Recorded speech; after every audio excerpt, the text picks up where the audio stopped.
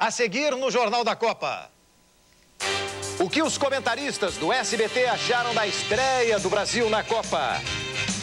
E mais, o golpe dos ingressos e os planos de Zagallo para o jogo contra Marrocos.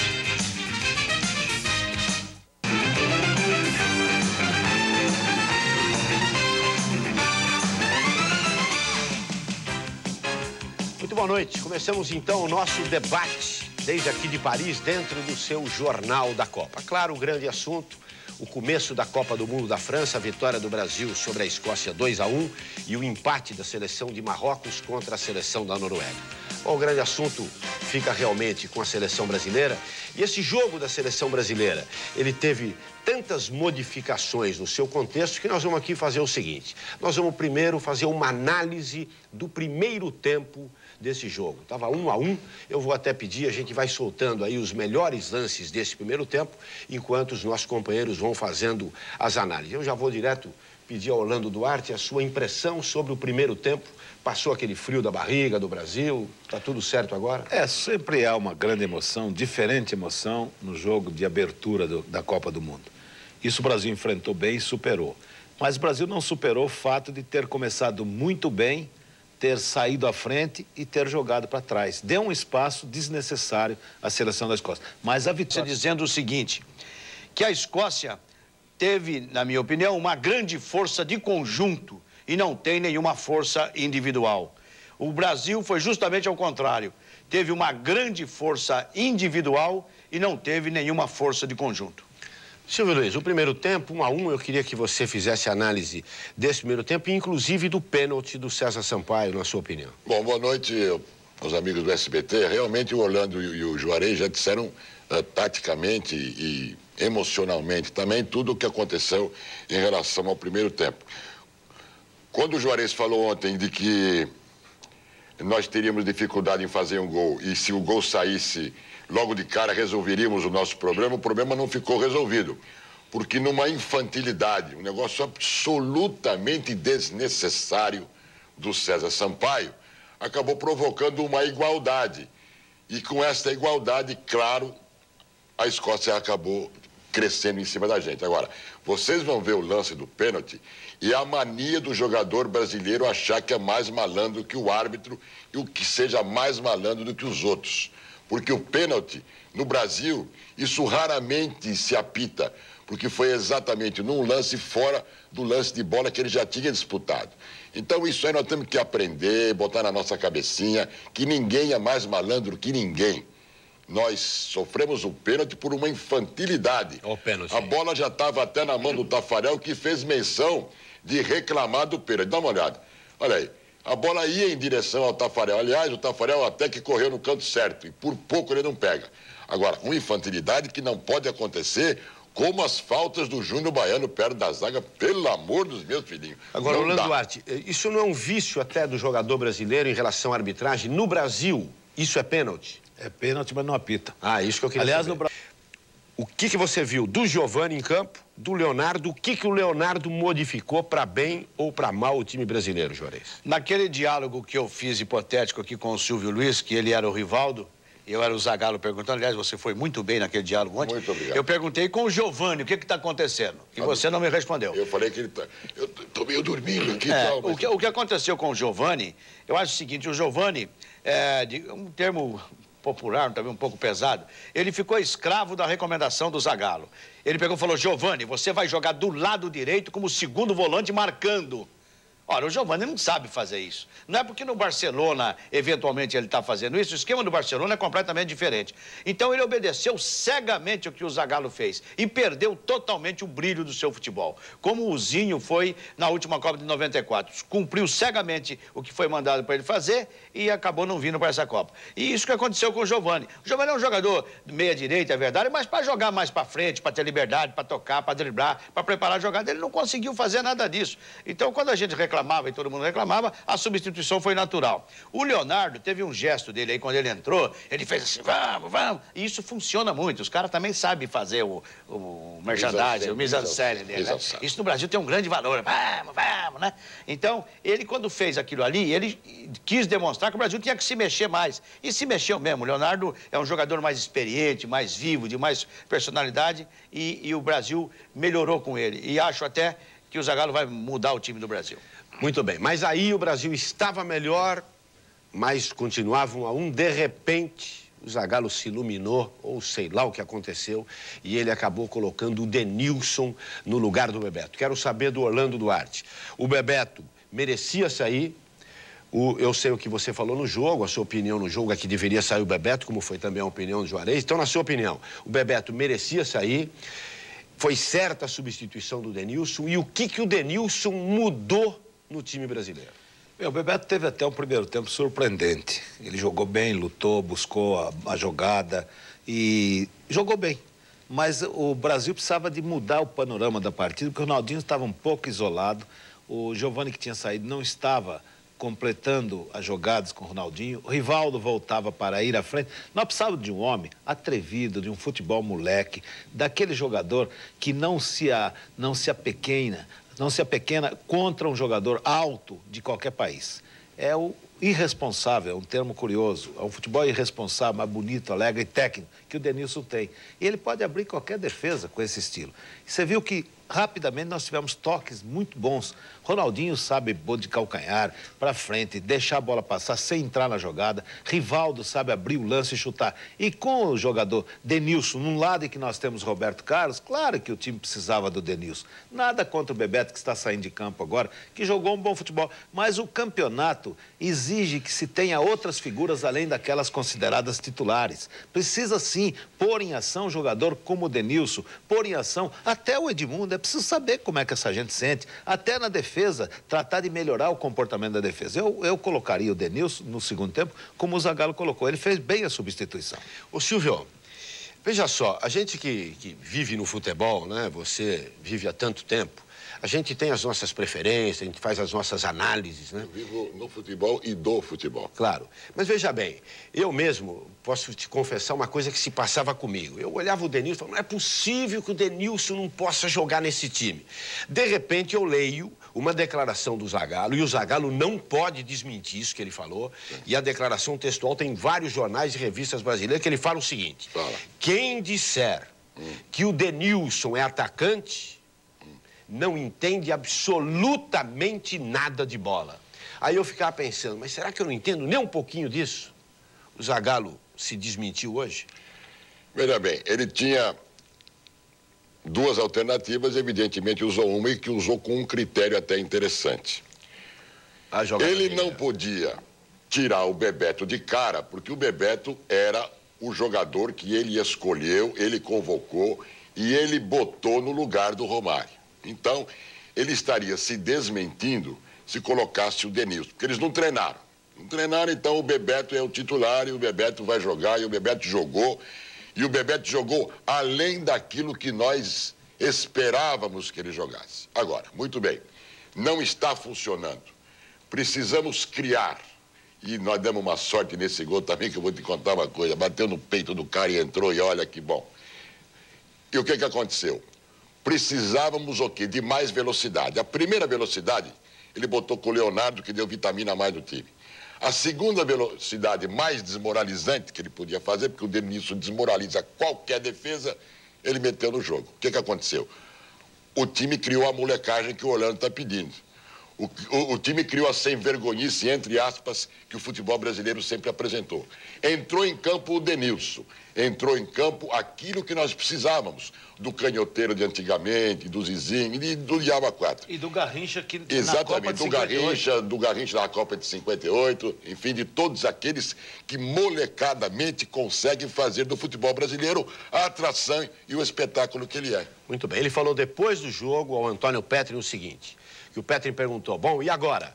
O Leonardo e o Denilson ficam no time, e ele falou, eu não gosto de falar quando eu estou de cabeça muito quente, claro, depois do jogo, mas, disse o Zagallo, eu gostei mais do segundo tempo do que do primeiro. Isso fica claro para mim, que o Leonardo passou a ser titular do time, mas ele não deixou claro se o Denilson é titular. Quando ele fala segundo tempo... Também. Agora, eu acho que ele tem um problema para resolver, quem sabe a gente possa comentar. Não. Comentar isso amanhã, que é um assunto que eu toquei aqui ontem, que agora ele tem no time o Denilson canhoto, o Rivaldo canhoto e o Leonardo canhoto, e quem reparar direito no gol do Brasil, vai ver que o Leonardo é que vem aqui praticamente na ponta, entrega a bola pro Denilson, o Denilson faz aquela molecagem dele, e aí o Cafu fica absolutamente livre por lá. E quem fez o lançamento pro Cafu? Foi o Dunga. O Dunga, que é o mal necessário. Tudo bem. Agora... Vocês viram os lances aí. Eu queria, para a observação dos companheiros aqui, nós selecionamos 4 lances que aconteceram logo depois que o Brasil fez o gol. O Juarez falou aqui no começo que depois que o Brasil fez o gol, tranquilizou tudo. E eu queria mostrar para todo telespectador de que maneira a Escócia se comportou logo depois desse gol do Brasil. Vamos ver o que aconteceu. O Brasil tinha feito 1-0 nesse momento. Olha, aí eles já começaram a recuar, veja só. O gol foi feito aos 4 minutos eu sei. de jogo. Isso aí, esse lance foi aos 5, 6 minutos, uma bola recuada praticamente do meio de campo. Agora vocês vão observar, tem jogador da Escócia aí, que olha, agora vai dominar a bola, ó, sozinho, pronto. Saiu. Agora tem um outro aí, ó, ele vai botar essa bola para escanteio, quase fez um gol contra. Daqui a pouco... No próximo lance aí, vocês vão ver uma bola que qualquer zagueiro no Brasil põe a bola no peito, o cara no desespero. Isso é impressão nossa, não é verdade? Olha, esse lance do capitão. Isso é desespero. Então aí eu pergunto, Orlando, você acha que a Escócia, quando tomou aquele gol do Brasil, se desarrumou taticamente e psicologicamente? Principalmente psicologicamente. O emocional funciona muito. A Escócia não vence o Brasil em Copas. A Escócia não tem o futebol do Brasil. A Escócia ainda não chegou a nada no futebol mundial. E tem uma tradição de ser centenária. O futebol é centenário na Escócia. Então, quando tomou o gol, demorou-se um pouco. Mas quem facilitou as coisas para a Escócia foi o próprio Brasil, que deu de presente o gol do pênalti e que deu o espaço que a Escócia não precisou conquistar. O Brasil recuou e esse espaço a Escócia foi se retemperando e tal, e encontrou um caminho melhor para jogar. Silvio, você que é árbitro de futebol... Fui. Não. Mediano, mas fui. Quem foi? Muito bem. Eu quero mostrar 2 lances e queria a sua opinião. Certo, tá? Vamos ver. Eu quero primeiro aquele lance do Júnior Baiano. Júnior Baiano. Eu quero ver onde é que está o árbitro. Tudo bem. Não, eu não quero nem discutir. Eu não quero nem discutir se o árbitro viu ou se não viu. Sim. Né? Aí ele tomou uma falta normal. Agora aí ele vai pra cotovelada. É pra pôr na rua. Tudo bem, mas o árbitro não viu. Não viu. E agora esse outro lance aí... Que ele viu. Aí ele viu, tava pertinho. Houve uma falta do jogador por trás. E depois, quando o César Sampaio vai se levantar, ele acaba sendo seguro ainda. É pra pôr na rua também. Então esse negócio de falta de critério. Agora eu te pergunto. Na Copa dos Estados Unidos, o Leonardo, o Tassotti, zagueiro da Itália, deu uma cotovelada no Luiz Henrique. Eu estou me lembrando do lance. E depois ele tomou 8 jogos de suspensão. Eu estou me lembrando do lance. Isso está valendo? Peraí, se a FIFA vai adotar o mesmo critério que adotou na Copa de 94, o Júnior Baiano tem que ser penalizado da mesma maneira que foi o Tassotti no jogo com a Espanha, que ele estava lá na ponta esquerda e tomou uma cabeçada. Deu uma cabeçada. Pegou 8 jogos. Se o observador da FIFA colocar isso, não sei qual é o critério nesta Copa, o Júnior Baiano poderá ser penalizado da mesma maneira que o italiano foi. Tomara que o Zagallo tenha falado isso com os jogadores. Agora, Juarez, especialmente para você, eu quero te mostrar um detalhe, não é um lance, que aconteceu logo depois do segundo gol do Brasil. Está valendo o mesmo critério e o lance observado pela Comissão Técnica da FIFA, através da televisão, pode suspender o Júnior Baiano, pode suspender qualquer jogador, mesmo que o juiz na hora não tenha feito nada. Então tá bom. Então, o Brasil fez 2-1 nesse gol que vocês viram agora, e eu selecionei de propósito um detalhe do jogo. Essa aí, ó o Zagallo lá atrás, veja bem o Zagallo. Zagallo atrás, ele tá dando a mão pro Zico, cumprimentando o Zico, não cumprimentou mais ninguém. Me deu a impressão, se a gente pudesse fazer uma leitura labial, Juarez, que o Zagallo chegou no Zico e falou assim: muito obrigado por você ter me dado a ideia de colocar o Denilson nesse jogo. Bom, eu talvez não veja dessa forma. Eu acho que ele foi cumprimentar porque ele sentiu que o Zico ficou sentado e não se levantou na empolgação, né? Manteve ali, digamos assim, a sua posição de supervisor da comissão técnica e ele foi lá cumprimentar o Denilson. Foi cumprimentar o Zico. Eu acho que foi apenas um detalhe, né? Como quem disse, você não está contente, meu companheiro, tal? E abraçou. Eu acho que porque o Zagallo sempre coloca, quando colocava no time, ele colocava o Denilson, tirava o Rivaldo. Como ele viu a coisa preta, o que ele fez? Ele botou um time de toque de bola. E o Brasil, desentrosado do jeito que está, valeu-se da individualidade dos jogadores. Aqueles toques que os jogadores davam, não tem nada de tático, não tem nada de ensaiado, é a condição técnica de cada um. Agora eu só queria falar um detalhe, o seguinte... Não terminei. Eu só queria um detalhe, é o seguinte, a respeito do Ronaldinho. É tirar esse negócio da cabeça de que o Ronaldinho vai ganhar a Copa pro Brasil.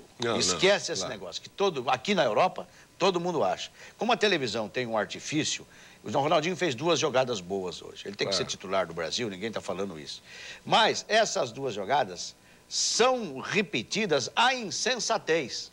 Então dá a impressão que o cara arrebentou com o jogo, que foi aquela jogada que ele fez, né? Perfeito. Mas se depender disso, o Brasil vai ter problema, né? Eu queria dizer só para você que o Zagallo já mudou de santo. Ele aqui tá aqui o meu querido Juarez Soares. É o Santo Expedito, que é o santo das causas perdidas. Quando você está naquele apuro com o banco... Mas, ô Silvio, ele foi ajudado porque nós tivemos o segundo jogo hoje, que eu quero passar para os telespectadores os gols do jogo Marrocos e Noruega, um jogo de 2-2, e esse empate acaba facilitando o Brasil Holanda. Uma vitória do Brasil agora contra Marrocos, o Brasil está classificado. O Brasil ganhou hoje 7 pontos. 2 de Marrocos, 2 da Noruega e 3 do jogo. Porque os 2 perderam 2 pontos cada um, facilitando a caminhada do Brasil, que é líder, tem melhor saldo e tal. Uma vitória o Brasil estará classificado. E ele poderá jogar na terceira partida quanto à sua posição com relação ao futuro adversário. Pode escolher, ou Chile, né? Ou Itália. Ele pode escolher como a Alemanha escolheu em 82, num jogo com a Áustria. Ele pode escolher porque faz parte da competição. Então, vamos passando os gols para a gente de debates dentro desse Jornal da Copa. Veja a seguir, dentro desse Jornal da Copa, mais notícias com o Hermano Henning. As queixas... Uma vitória importante, porque nós melhoramos de fato no segundo tempo. Houve uma mudança do meio-campo, no caso. O Leonardo deu mais dinâmica ao jogo. Eu achei que o Jornal estava um pouco apático. Eu achei que era a hora da mexida. Então, eu acho que a mexida foi benéfica, né? Pelas características do Leonardo e, consequentemente, aquela insistência e a jogadinha entre o zagueiro e o ala, nós acabamos também conseguindo o nosso gol através do Cafu. Agora, a entrada do Denilson, que você sempre falava que ia colocar no time, você colocou, você gostou do Denilson? É porque o congestionamento pelo meio ali, você sabe que a dificuldade do Ronaldo, do próprio Bebeto, e coloquei o Denilson porque ele faz aquela jogada de canto, de ponta esquerda, quer dizer, a jogada aberta, né? Para descongestionar, né? E eu creio que ele entrou bem dentro da partida. Não teve muito tempo, mas entrou bem também dentro da partida. Você disse que não ia responder essa pergunta. Esse time que encerrou, não o total, mas pelo menos com o Leonardo, é um time que pode estar na sua cabeça? Com relação à mudança de time, tudo, não é momento para se falar. Agora, se você perguntar o que é que eu gostei mais do primeiro para o segundo tempo, eu vou dizer a vocês que eu gostei mais do segundo tempo. Obrigado pela dica. E Marrocos? Marrocos é característica totalmente diferente, né? São jogadas mais de tabelamento, de mudança de lado, de características similares ao futebol brasileiro. Obrigado, Zagallo. Um abraço. Obrigado. A derrota não abalou os torcedores escoceses. Mais que isso, serviu para revelar aos brasileiros uma lição. Depois de perder para o Brasil, os escoceses se renderam ao samba, suor e cerveja. Paris nunca viu um carnaval igual. A Avenida Champs-Élysées foi tomada pelos foliões, perdedores e vencedores, que não tem hora para parar. Alguém imaginaria um bloco desses na rua? Os brasileiros parecem ter encontrado concorrentes na vocação de fazer tudo virar carnaval. A derrota de 2-1 não tirou o entusiasmo dos escoceses para beber e festejar. Aliás, eles nos deixam uma grande lição, hein? Como perder? Bom, claro, esperamos não precisar dessa lição até o final do Mundial. Eu acho que nós brasileiros temos que ser como eles, mesmo perdendo, ficar alegre. E essa mania de levantar a saia, o que você achou disso? Ótimo, até as mulheres levantam, são bonitas. A partir do momento que as mulheres começaram a levantar, aí ficou bonito aqui. Só com os homens muito feio. Tem perna muito feia. Eles têm a bunda e as pernas muito feias demais. Não dá pra ficar olhando pra isso há muito tempo. Se os escoceses exageram com certos costumes, eles também esbanjam generosidade.